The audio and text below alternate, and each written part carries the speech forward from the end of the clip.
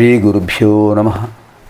వాగర్థావివ సంపృక్తౌ వాగర్థప్రతిపత్తయే జగతః పితరౌ వందే పార్వతీ పరమేశ్వరౌ. శృతిస్మృతిపురాణానాం ఆలయం కరుణాలయం నమామి భగవత్పాదం శంకరం లోకశంకరం. ఇదానీం వయం సర్వే శివానందలహర్యాం షట్త్రింశత్తం శ్లోకాధ్యయనం కరవామహై. ప్రథమతః భవాన్యష్టకే షష్ఠశ్లోకం పఠిత్వా అనంతరం లహర్యాం ప్రవిశామः. ప్రజేశం రమేశం మహేశం సురేశం దినేశం నిశీథేశ్వరం వా కదాచిత్ న జానామి చాన్యత్ సదాహం శరణ్యే గతిస్త్వం గతిస్త్వం త్వమేకా భవాని. హే భవాని, ప్రజేశం ప్రజలకు అధిపతి, రమేశం లక్ష్మీనాథుడు, మహేశం మహేశ్వరుడు, సురేశం దేవేంద్రుడు, దినేశం సూర్యుడు, నిశీధేశ్వరం చంద్రుడు, ఇలాంటి వాళ్ళందరూ కూడా కదాచిత్ ఎప్పుడైనా వాడిని చూశానేమో. పరంతు నా జామి జాన్యత్, వాడెవరిని నేను కొలవలేదు.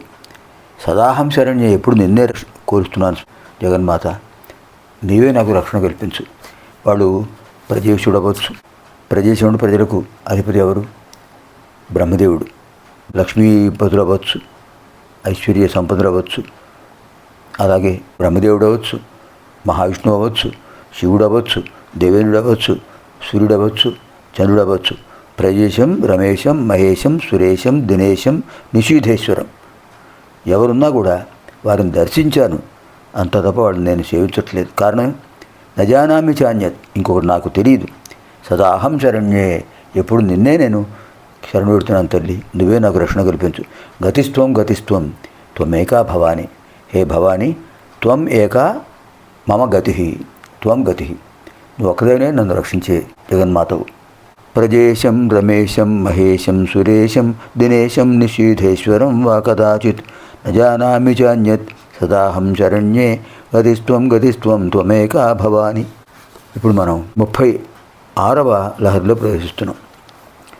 భక్తో భక్తిగుణావృతే ముదమృతా పూర్ణే ప్రసన్నే మనః కుంభే సాంబదవాంఘ్రిపల్లవయుగం సంస్థాప్య సంవిత్ఫలం సత్వం మంత్రముదీరయన్ నిజ శరీరాగారశుద్ధిం వహన్ పుణ్యాహం ప్రకటీకరోమి రుచిరం కళ్యాణమాపాదయన్.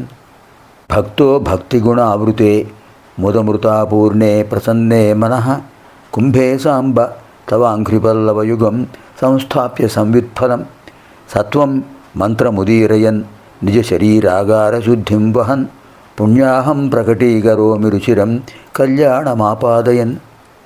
హే సాంబ, సాంబ అంటే ఎవరు? అంబయా సహా వర్తతే ఇది సాంబ, అమ్మతో కూడి ఉన్న అయ్యవారు. ఓ స్వామి,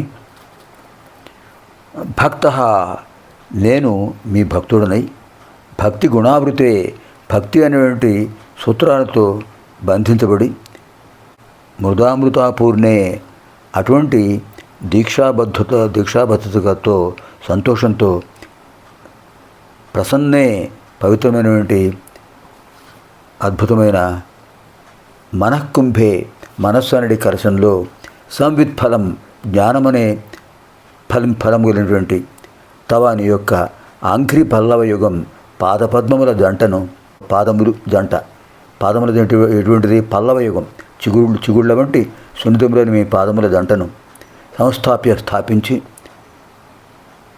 సత్వం పరిశుద్ధమైనటువంటి సత్వరూపమైనటువంటి మంత్రాన్ని ఉదయరని పలుకుతూ నిజ శరీరాగార శుద్ధిం, నా దేహమనే గృహాన్ని పరిశుద్ధి చేస్తూ రుచిరం ప్రకాశవాన్ని తేజస్వంతమైనటువంటి కళ్యాణం మంగళకరమైనటువంటి విశేషమైన తత్వాన్ని ఆపాదాన్ని కలిగిస్తున్నవాడిని పుణ్యాహవచనాన్ని పుణ్యాహం పవిత్రమైన ఆ రోజు పవిత్రం అవ్వాలి అని చేసే మంత్రపూర్వకమైనటువంటి సంకల్పం పుణ్యాహం.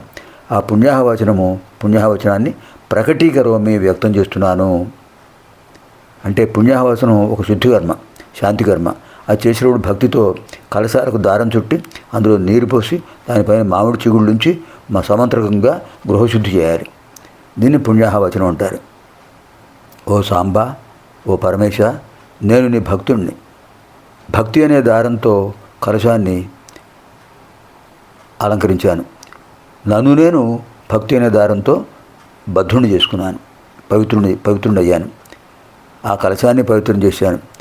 తర్వాత నా మనస్సు అనే ఈ కలశంలో జ్ఞానం అనే ఫలితాన్ని పొందడం కోసం నీ పాదములైన మామిడి చిగుళ్ళ జంటను స్థాపించి సత్వరూపమైన మంత్రాన్ని ఉచ్చరిస్తూ నా దేహం అనేటువంటి గృహాన్ని శుద్ధి చేస్తూ ప్రకాశమానమైన మంగళం కోసం పుణ్యాహవచనం చేస్తున్నాను స్వామి.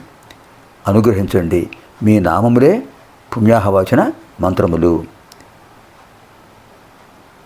భక్తో భక్తి గుణావృతే ముదమృతాపూర్ణే ప్రసన్నే మనః కుంభే సాంబ తవాంఘ్రిపల్లవయుగం సంస్థాప్య సంవిత్ఫలం సత్వం మంత్రముదీరయన్ నిజ శరీరాగార శుద్ధిం వహన్ పుణ్యాహం ప్రకటీకరోమి రుచిరం కళ్యాణమాపాదయన్.